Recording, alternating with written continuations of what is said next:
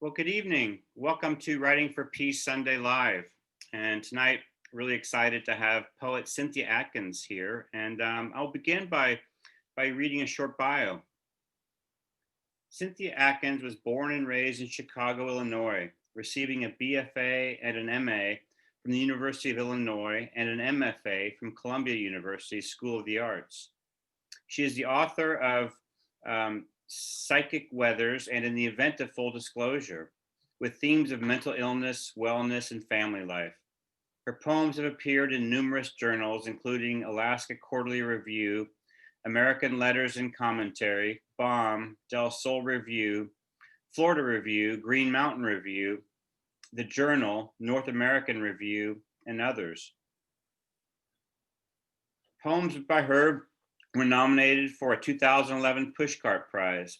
Her awards and honors include the New Voice Award, as well as the residencies from the Virginia Center for Creative Arts and Breadloaf Writers Conference. Formerly, Atkins worked as assistant director for the Poetry Society of America. She's taught English and creative writing at various colleges, including Sweetbriar College, Hollins University, James Madison University, and Roanoke College. For 8 years, she was founder and artistic director of writers at Jordan House Fair. She is currently assistant professor of English at Virginia Western Community College and a newly minted associate poetry editor for Mad Hat Lit. Atkins is also a visual artist and currently lives on the Maury River of Rockbridge County, Virginia, with artist Philip Welch and their family. Welcome, Cynthia. It's great to see you. Welcome. Thank you for inviting me here tonight. Great. Well, I'm excited. I like to begin with a kind of a question I ask everyone who appears here, and that's what book or poem or essay changed everything for you as a young person? When I was in second grade, my teacher read us Charlotte's Web after lunch every day. We'd have our sandwiches and come back and get our magic carpets, which were little, pieces of carpeting. We'd sit on our carpets and she would read to us from Charlotte's Web. And I think that was listening to her read the way she read it. That was like my first inkling of, wow, I really love words. And every, white makes you feel like you're right there, in the trough. And that was my moment of understanding language was something that made me sit up and enjoy.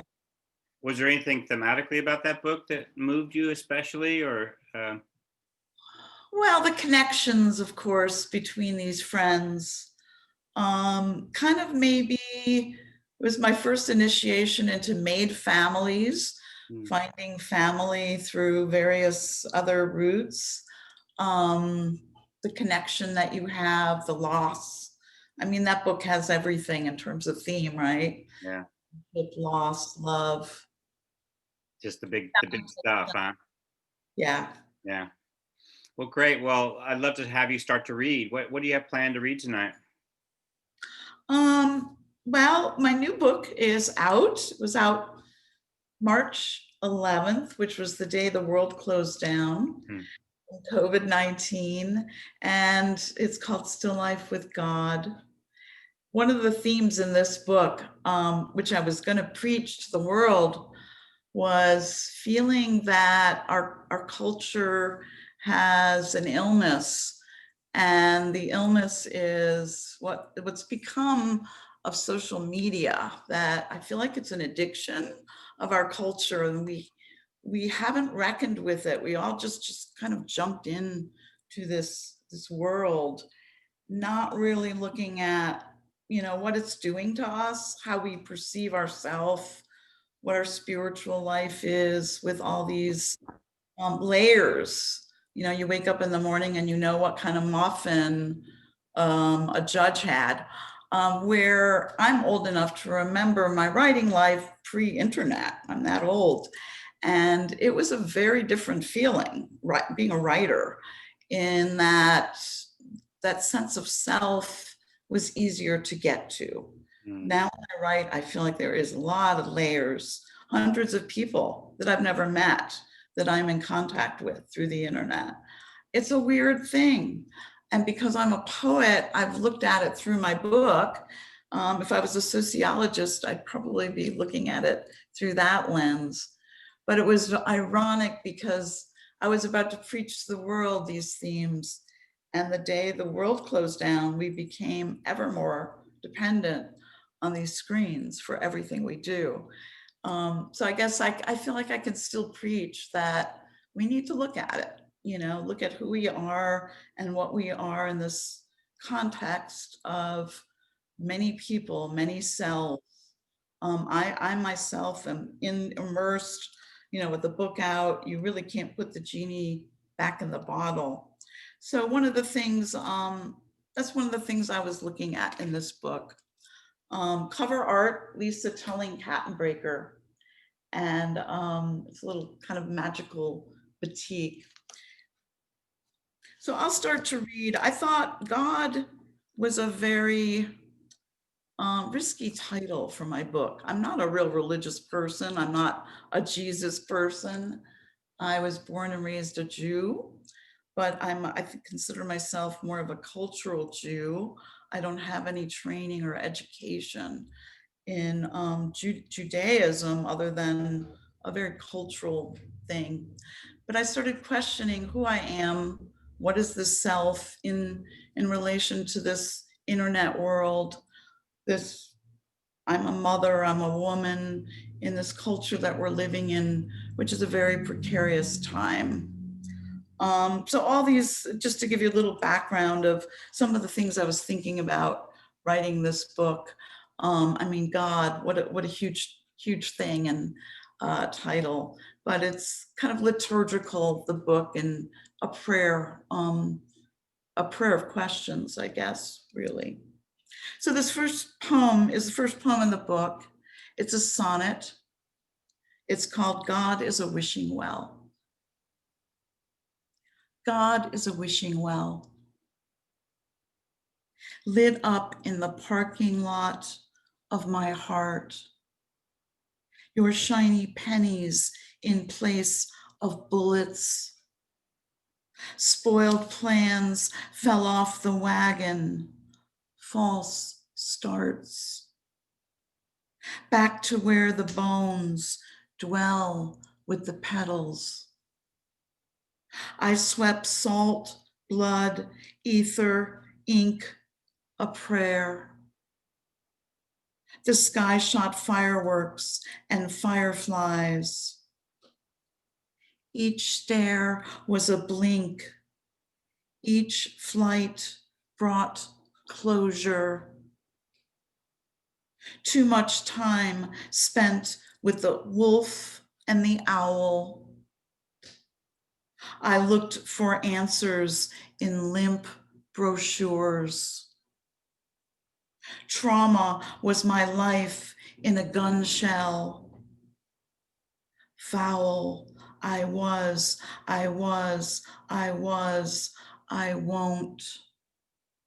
be a pogrom comet to burl the night.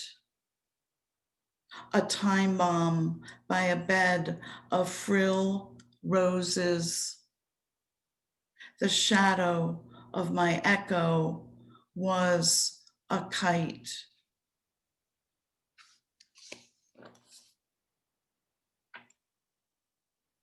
You want me to keep reading, or do you want? Please. Why don't you read 2 or 3, and yeah, we'll talk a little bit then. Okay. That's beautiful. Thank you for that.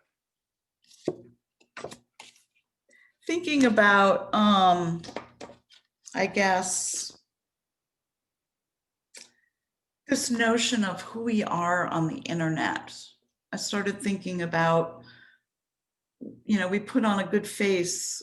Our vacations, we are the great things our kids do. We don't often show, the darker side, who wants to see the darker side? But of course, as a self, we have many sides.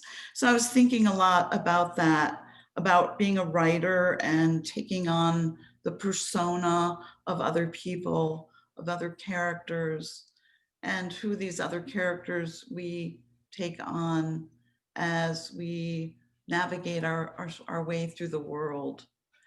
So this is called My Persona.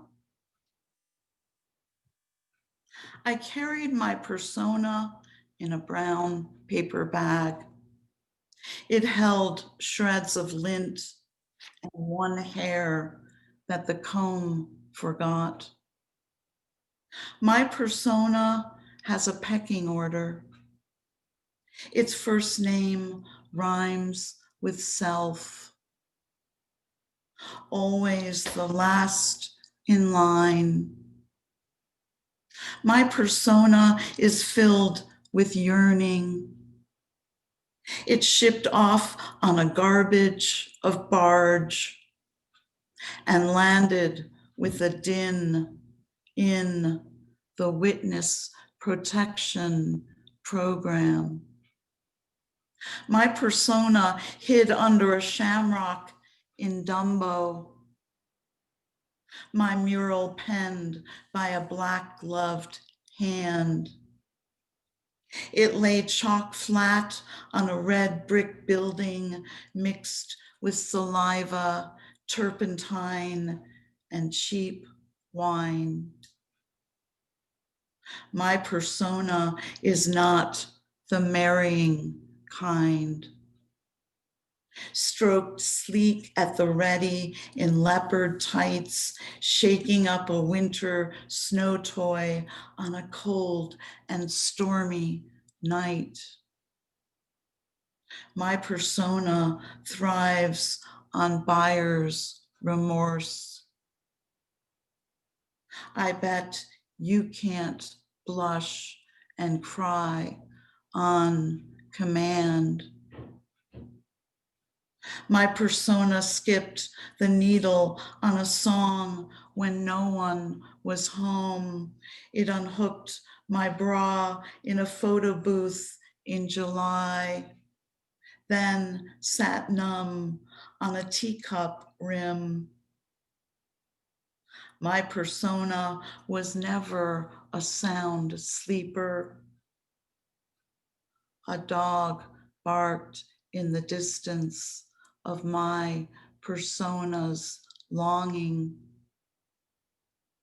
Naked pet rock held my persona behind the curtains where loneliness dwells.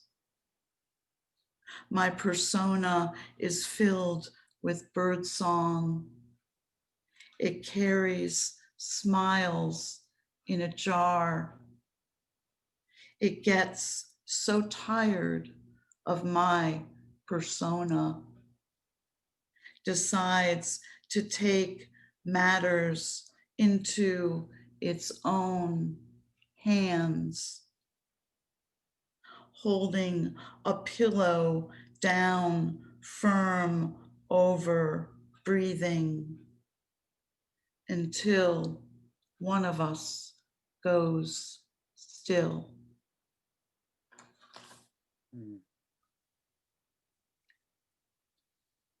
Can I ask you a question about that poem? I don't want you to have to gloss it, but I guess I'm wondering about the origins of that poem. How did that poem come to be? Well, thinking about this idea of self and who we are and who we're putting out to the world that we are in this social media world where we're many selves. I go on Instagram, I'm a self there. I come on Facebook and I'm another self there. And people are getting a facade of me. So I'm very curious about that whole idea of who we are and what our spiritual life is. I think if you're maybe my son's age, you have no recollection of this life of pre-internet, but I really do. And so I'm often comparing them. Yeah. As you were reading that poem, I Googled a quote. I couldn't remember the exact quote, but it was I just wanted to run it by you and see what you think of this. It's Oscar Wilde, actually. Um, Man is least himself when he talks in his own person. Give him a mask and he will tell you the truth. Yeah. Well, that's why we write. Yeah. I think people, it's interesting. I am very much a visual person. I write a lot in response to visual art. But I think people assume with poets that you're always telling the I truth as opposed to fiction writer, which is not the case. I'm taking on many personas in this. Mm, It's not always, it's a composite, of yeah. me. But I feel the mask is true because you can often tell the truth through a different guise Yeah. than your own. I'm also fascinated to learn more about your decision to put the word God on the cover of your book, and to find out what I'm fascinated. Each week, I walk away from these meetings or these sessions with a sense of having been in a spiritual conversation with the writers, despite the fact that the word spiritual has never come up. And I'm curious what spirituality means to you, and how you think your poetry might be connected to that word. Well, I think that's why I wrote this book, was to try to find out what it is to me. I don't think I found the answer. I mean, I kept trying to find, that poem that was going to give me an answer to it all. But I think I find that writing is questioning. And I don't really, that's kind of the pursuit of that question. And it changes. One of my philosophies is everything is context. Mm, And according to what context you're in, where you are in your life, everything changes and the way you look at things. So I think my idea of spirituality will continue to evolve. mhm. As you were writing that book, did any bigger questions come up as you Look at say, you that. well, I mean, that maybe led to your next project, or yeah, I'm wondering. Um, my next project is working with some acrostic poems with a friend of mine, collaborating with photographs. We're both writing in response to photographs. And that kind of got me going writing, because putting out a book, as you know, is a lot of, goes from the creative thing to the marketing thing, Mhm. very different. And it's very hard for me personally. I feel like you go from this very introverted space to, trying to put yourself out there and sell a book. So it was hard for me to write. And that project has gotten me kind of writing some new poems. Mhm. Well, I want to get you So reading that's again, but good. Um, what are you doing now to preserve, or to make a sacred space for your writing, where do you do that, where you disconnect from social media and from the internet, or how do you find that creative space, given the many roles that writers and poets have now? I just have to make it. I mean, there comes a point you just have to turn it all off. I was telling Juniper today, we talked on the phone, that I'm a person that stays up at 3 a.m. because there's that moment in that window where no one is expecting me to go anywhere, be anywhere, call anybody. And there's just that, 1 to 3 a.m. time. And I'm not always writing in that time, but I'm just at a point in life where everything I'm doing is writing now, even when I'm not writing. You're always preparing to write Mhm. in some way or another. And yeah. One of the viewers tonight asked a question: could we ask Atkins to read God as a shock jock? Oh, absolutely. I love getting a request.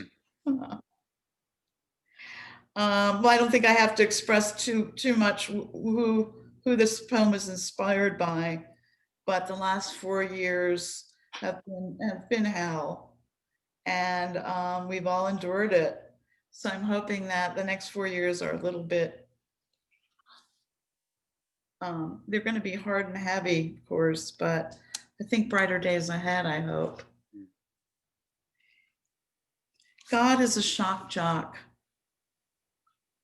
You shroud us in fur-lined collars, disco heels and pistons to swag down long runways, as if belted up to tease out our fears. Have you let us scroll from the weeds to this fabric of faux grass, now cast green with a president's face? Mother Nature's ink can melt a snowball in hell. Awe and shock are the wave of the furniture. You're feeding this fire with televisions, flags draping coffins, even our delirium.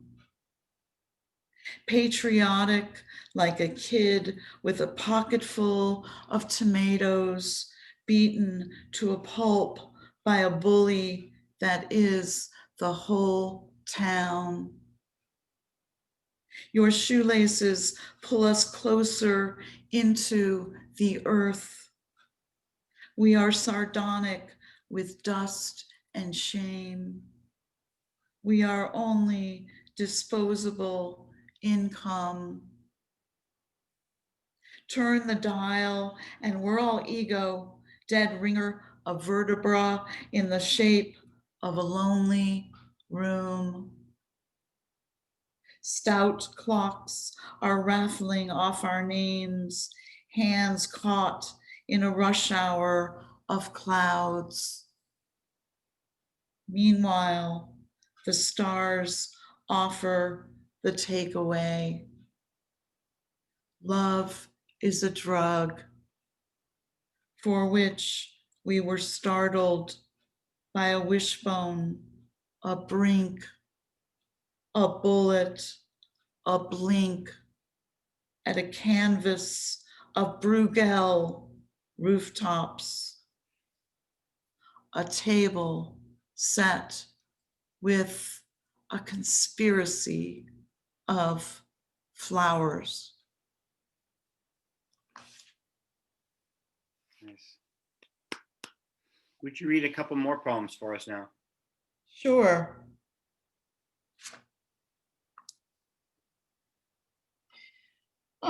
This poem is in couplets, and it's a little bit of a trigger warning. It's a sexual assault poem, and it's a poem basically a tribute to my mother too. And this book was dedicated to my mother and my grandmother. And it's got an epigraph by Anne Sexton. The epigraph is, I am a collection of dismantled almost. Anne Sexton. Mirror, mirror. There is a parcel of land where everything is true in reverse. Ribbon cutting ceremony into the mayor's grave plot, where Nana Ida is a shopper putting on her lipstick, shade 53, Maui in the moonlight, setting sail after the war of ideas. We're all headed for nasty weather or its opposite, like breakfast for dinner. I found a lone diner just off the grid. In a plate, I saw myself. I saw my mother back home, tweezing her eyebrows. Nylons behind her drying into leaves or grief itself. My cracked lips, homesick for a smile and a familiar meal. The waitress has a run in her stocking, like confidence in reverse. As when Gus, the bartender at the Ramada Inn, held my arms behind my back and touched my 16-year-old breasts. I felt my pimples stir into a hurricane in the town square. That mayor selling raffle tickets to the thinnest skin of dignity. The tip jar wrestled to the floor. With two birds perched, my mom pulled the tiniest stubborn hairs, as if twigs exhumed from her brow. Hard triumphs of pain held under the light. I hear Nana Ida's worry lines in my ears. I am my mother pulling out branches, the whole family tree. My face is the universe breaking off the smallest possibilities with each shard of self. Cynthia, I came across a quote today by you that said, I felt like an outsider, which is probably why I am a writer. Can you talk about that? And maybe that the way in which artists, writers do occupy a space on the outside, but then maybe then also talk about the importance of community and building community and as an artist and a writer. Yes, I remember that feeling so specifically from a very young age.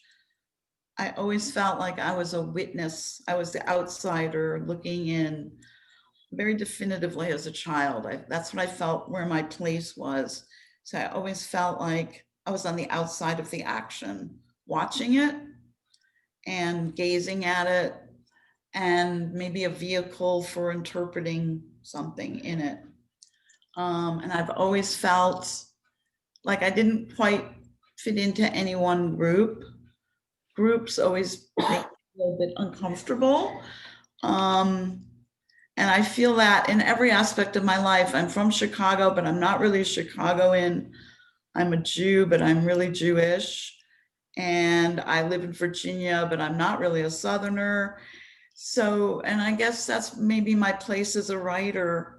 And that Tom Waits line where you don't really see things until you're someplace, I don't really see Chicago until I was in Virginia. And sometimes you have to be at the opposite place to see it. So maybe that's my place in the world, is not to really fit in, be a misfit. And I think to some extent, writers and artists are misfits. Whatever that means. I'm aware that you grew up in a family of origin that had mental illness, and I guess I want to get to that topic as well. And also was curious if that maybe led to some of the feelings of being an outsider. Yes, absolutely. My father was bipolar. We called it manic depression back then. And he would, he's my hero. I absolutely love him. And I don't think his illness defined him. But when he would go into kind of a manic state, he would be at a restaurant. My parents were divorced. He'd pick me up for Sunday, lunch, and he'd be the guy up talking to everybody in the restaurant. So I'm used to that. It was very seasonal. That's why I called my first book, Psyche's Weathers. I very much associated his manic part with the seasons. Winter was kind of set off his manic side. And then my older sister was schizophrenic, and she passed away a couple of years ago. And my whole family was very much defined by that piece of our life, a dynamic that revolved around illness. So I think I grok towards people who have, you know, a screw loose, and I'm one of them. I have my own issues with all of it, and but I'm interested in that. That's why I wrote my second book about kind of being a family member of dealing with mental illness and mental health as part of that dynamic, because it's not just that person, you know, it's a whole circle around you. Could you maybe read something from that book, or just a poem about the topic we're discussing now? So, Sure, absolutely. I thought I'd read, in this book, there was a long poem called Family Therapy. One time my family went to a therapy session to talk about all this stuff, which was kind of happening before, you know, there were textbooks, before Phil Donahue and Oprah. It was kind of the thing where this was going on in our life, and we didn't have all these talk shows talking to us about it, which we do now. My mom didn't know to talk to me about a boss hitting on me or doing, you know, things were different. I hope we're a little more enlightened now about a lot of this. But I grew up at a time where a lot of it was, you know, pushed under the rug, and you didn't talk about it, and it was there, and it was always on the topic, but we didn't have the language that we do today. So anyway, this poem is called Family Therapy, and it's throughout the book, Family Therapy 1, 2, 3, 4. This is Family Therapy 4. It is the thing we always fail to mention on all the forums, the despotic voices dancing off the charts and on the trail of our acrid ancestors. Haphazard and lorn, sniffing us out like cadaver dogs. Our chromosomes flirting on the cordless phone. Diseases of the heart and kidney are just the body's bric-a-brac. Incorporeal or obscene. We are the doctor's worst unexplained nightmare. And we never speak of the endocrine glands, unsavory secretions passed down like the heirloom nobody even wants. We are a rogue nation, no country or comfort zone, inhospitable bedrooms where our parents detonated bombs, blamed the groping in-laws.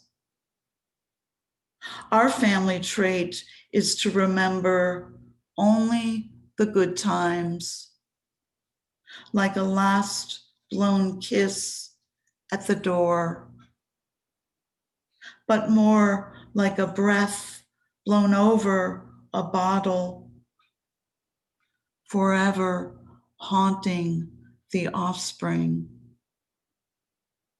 Hush, we'll never tell. Yet deep down, we know the mind's pain is the last inconsolable and extra gene. Rabid dog in the schoolyard, mean and mad and frothing. thank you. How did writing and poetry serve you to survive a confusing childhood? I mean, I hear you that it was you had a lot of love for your family, but it must have been confusing. And how did words help you through that time? I think words were a kind of escape, of a way of understanding myself, where I fit in. When there's an ill person in your family, a lot of the attention goes to that person. It's kind of a hurricane. Um, and I wondered where I fit in. So maybe my writing was my place to go and tell my imaginary friend about my pain. I think it's always hard for me to think about writing about like my sister's pain. I always felt like I cannot, take on her thing. I had to write about it through my experience or a persona. But I think it's always a sticky wicket to, this kind of writing about other people and their own pain. So I had to find my way in to it, that I didn't feel like stepped on everybody else's toes. Mhm. I write about it in an iconic way. It's like it's my sister, but it's an iconic sister, I guess. You know what I mean?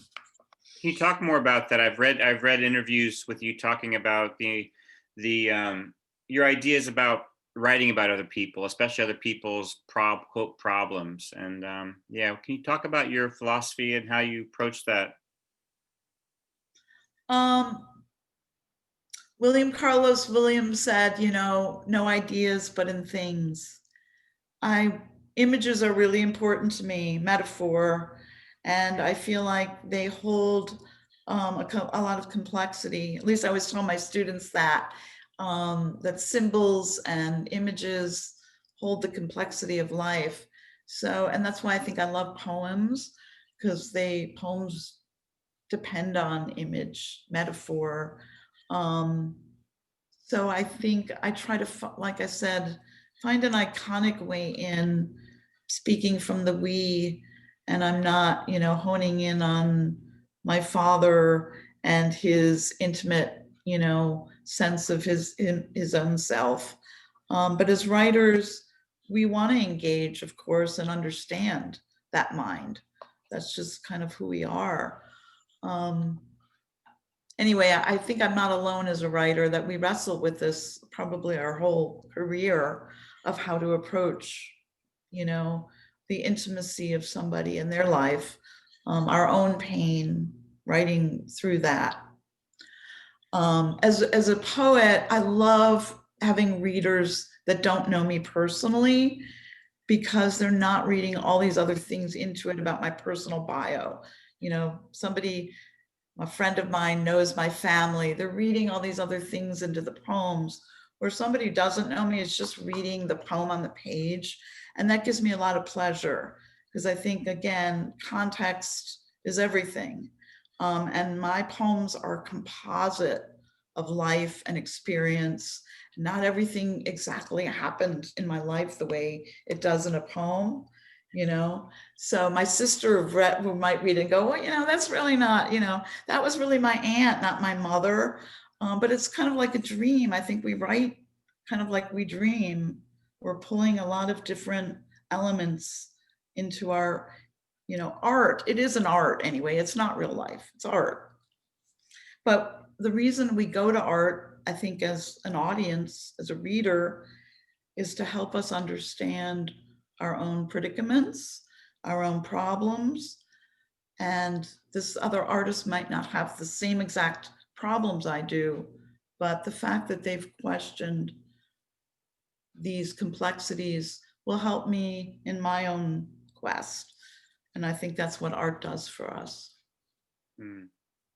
And in some of the poems you read tonight, there's a definite psychological awareness of the many parts of us. Is there a sense of a true self that you ever get to and write from, or is it always a conglomeration of parts? So,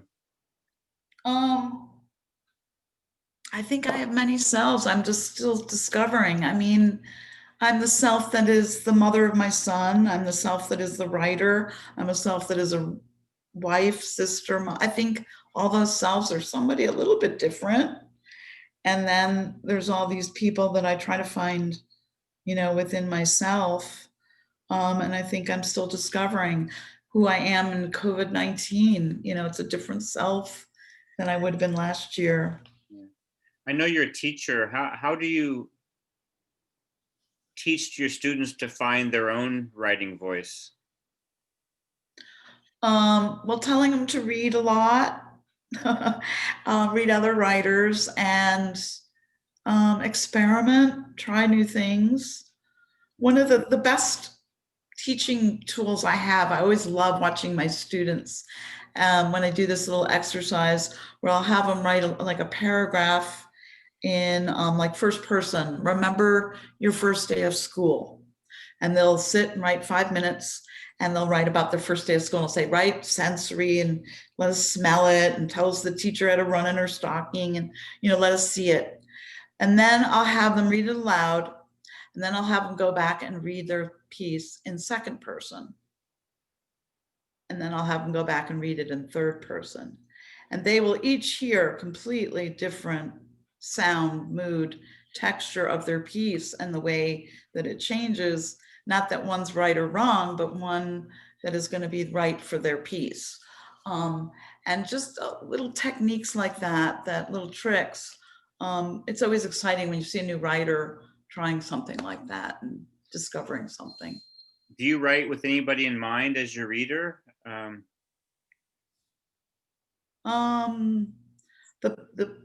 poets, of course, who know about line breaks and enjambments. It's frustrating to me. I know I have a lot of layman readers who try to read my work. Sometimes they're like, I don't really understand it. And I always want to give them a little lesson on just how to read a poem. Why, when we write prose, we type, tells us, ding, go to the margin. But poems, you're deciding where the line breaks and you're jamming a line. And there's just certain things, if you're not a poet, you're maybe not party to, but a really good poem should impart to anybody, Yeah. Would you read some more for us, please? I'll read probably one more poem. Yep. I'm sure your time's all getting limited for Sunday night. Mm-hmm.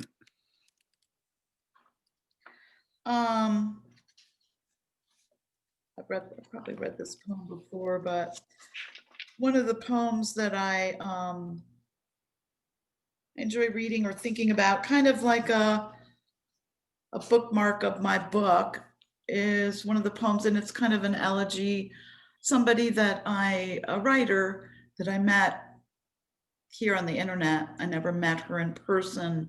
Her name happened to be Susan Elby. She was just a very lovely poet, and I enjoyed getting to know her here. But I realized I never heard her voice. The things that when you meet somebody in the room, or talk to, as I did Juniper today, just talking and hearing her voice, you immediately know somebody in a different way.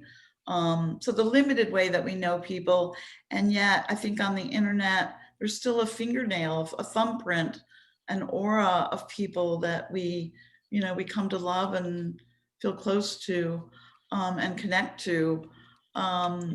So this is kind of an elegy. She died, Susan did, and I just realized some of the things that made me think about the internet and what it is about all these people we connect to every day, who are somewhat strangers. And one of the things I guess I just wanted to mention is that as a kid growing up in Chicago, one of the things that I really was mesmerized by, I guess it was like my TJ Eckelberg moment, was this icon. Can anybody see it? Probably can't. I'll hold it up kind of close. It's the Magic Kiss sign in Chicago. And when I was a little girl driving with my parents in the backseat of the car, I knew when we saw those lips, it was lit up at night, going downtown to visit like my grandparents. I really felt like that was entering the city, and it was just kind of a magical moment to see these big red lips lit up. So that comes up in the poem. I always wanted to use those Magic Kiss lips in my poem. And anyway, here's the poem that it ended up in. thanks for coming out, everybody, tonight. And Brad, thanks for doing this. I know it's so much work.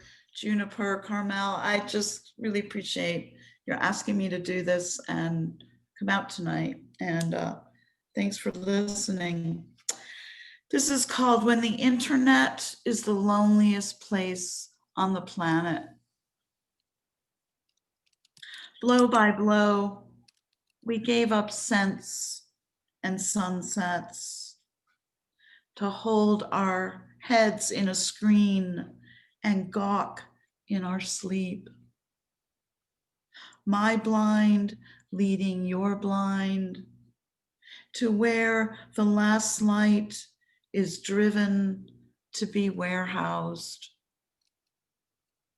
I learned to whisper over graves, to measure the heft of my breast to the soul that lay in that soil devoid of breath.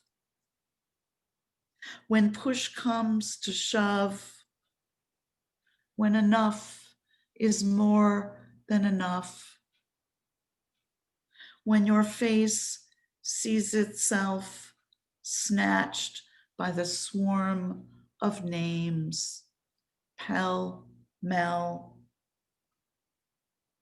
I'm just parched for a whiff of clean laundry, a bed made from the cheapest smoky scents of its last spent residents, clinging to pastures where the lovesick stargazers go. Yesterday, I mourned a friend whom I've never laid eyes on, never heard the bricks in her voice, or saw her mouth, a gaudy brothel of accents, straight out of the Bronx by way of Chicago, my birth town. I was born to know that train whistles record the distance of our loneliness. I drifted to sleep smelling the pepper spray my parents shot at each other in the front seat.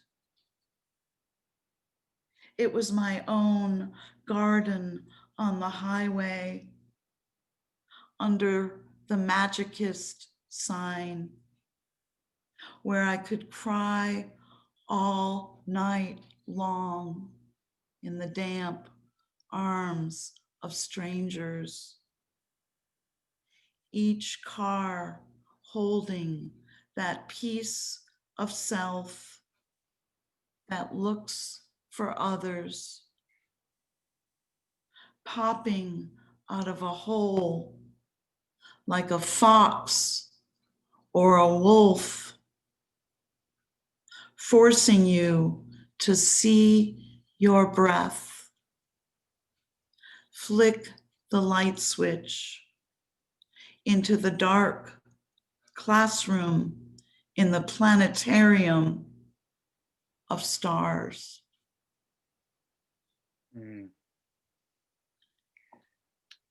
Thank you. I'm so grateful for you being here tonight. I was reminded of another quote. I kind of collect quotes, I guess. So the quote was by a physicist from India named V.V. Raman. I think he said, poetry is to the human condition what a telescope or a microscope is to science. And I just want to thank you for being here tonight. And I definitely feel the words and these moments together as a really delving deeper into the human condition. So thank you. Thank you. Thank you all for coming out and connecting, and Writing for Peace is doing some wonderful things out there in the lit world. for youth and for connecting us as a community. So thank you all for doing what you're doing. Thank you. Can you hold your book up one more time and tell people about it? Absolutely. DM me if you should want a signed copy. It's called Still Life with God. It's published by St. Julian Press, published last March, and it can be bought through me or through any of the internet sources, or buy it at your local bookstore, even better. They can order it for you anytime you can shop local. Bookshop, I recommend that, they are trying, their MO is to help local bookstores. So bookshop.org is a great place to order. Great.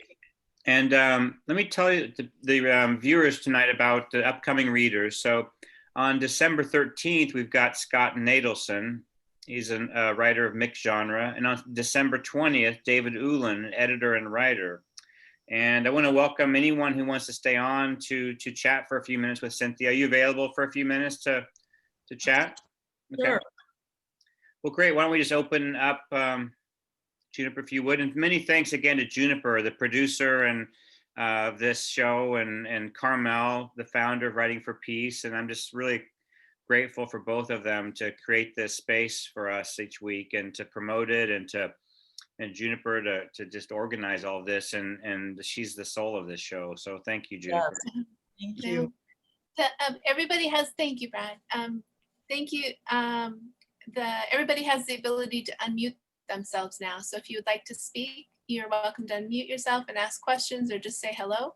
This is kind of our after party reading since we can't get together and rub shoulders. I found the poems very compelling. And you said that you were interested in ekphrastic poetry. And I was wondering if there are any literary or artistic movements that you have affinity to, like surrealism or poetry of insanity, painters like Magritte maybe, or yes, or poets such as Artaud. Yeah, that's it. Definitely the Bauhaus and the Expressionists. Francis Bacon was I know he's kind of a horrific artist, but I love his work. It's dark. So yeah, I John Ashbery is a poet that I asked in my right. Has a lot of writes a lot about art. So I feed a lot on visual art and music. And your poems generate those images, sometimes surreal, sometimes real. Thank you. That come up in that painting, right? I kind of think actually that poets are more like painters than they are like fiction writers. That there's something more like a poem and a painting are more similar in terms of how you receive the images and the information. It's not like a linear thing, like maybe a narrative is, like a story, beginning, middle, end. I think a poem and a painting have more of a synesthesia, senses are mingling. So I guess I have an affinity to like visual art for that reason, in the way that you come to the images. And I think poetry is very similar. Well, thank you very much. Thank you. Hello. Hi. I just really enjoyed the realness of your being, and that the internet obviously has not stripped you from, should I say, our older way of looking at things in the 50s and the 60s and the 70s. And when the pandemic hit, I thought, oh my God, everybody's going to be calling each other on the phone. We're going to be talking all the time. This is going to be great. I mean, wow, we're going to catch up with everybody because I had a retail store, and for 34 years, every day, everybody threw that 4-letter word at me. Hi, how are you? Oh, I'm really busy. I'm really busy. I'm like, oh, stop with the busy. I don't have that store, and I'm home in the pandemic since March. Since the presidential candidate election, I was a election judge. I said, I have to go home. I can't be exposed to any of this. I've been home since March, and my phone does not ring. I have to go on the internet to email or Facebook and say, do you have some time we could talk on the phone? I love the telephone. It's a miracle. It's a miracle. I mean, I grew up with all my aunts and my grandma. Everybody had their little telephone seat, and you'd go sit, and they would talk on the phone, and the men in the house would be like, oh, for crying out loud, are you still on the phone? And I'm like, I almost feel like I need to just pretend. Oh, excuse me, I've got a call. No one's there. So your book about God is like, it's a way, it's a means of calling on this greater sense that we know we have to talk to somebody. So Yeah. I appreciate it. And I just got to throw one line that when you wrote, the bully that is the whole town, it's like, that's living life. That is living life. Thank you very much, Cynthia. Thank you.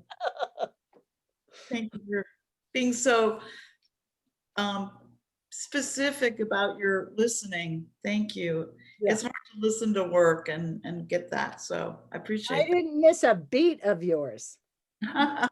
Thank Did you. not miss a beat of it. Perfect. Lovely. Is anybody else who's still here want to say hello? And before we close out for the evening, just for a brief time. I know we have a few more, handful more. Oh, now they're dropping away. Okay.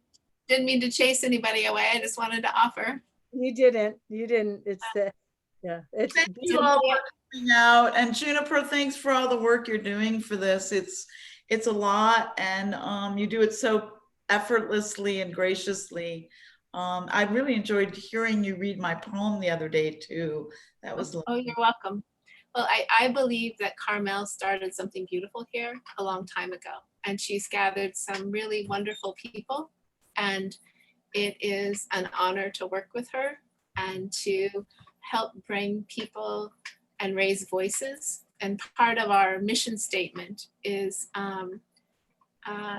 imagining the future we want to see, like through the writing, through the work we're doing, creating a future we want to see. So as I visualize people I want to bring, they represent the future we want to see.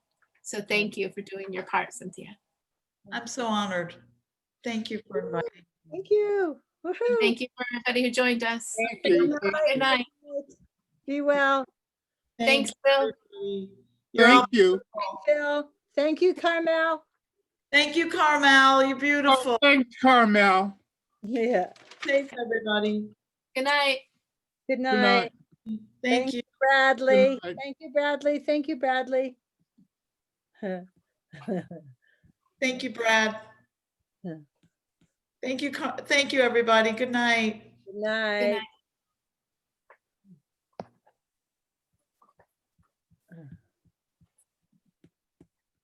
night.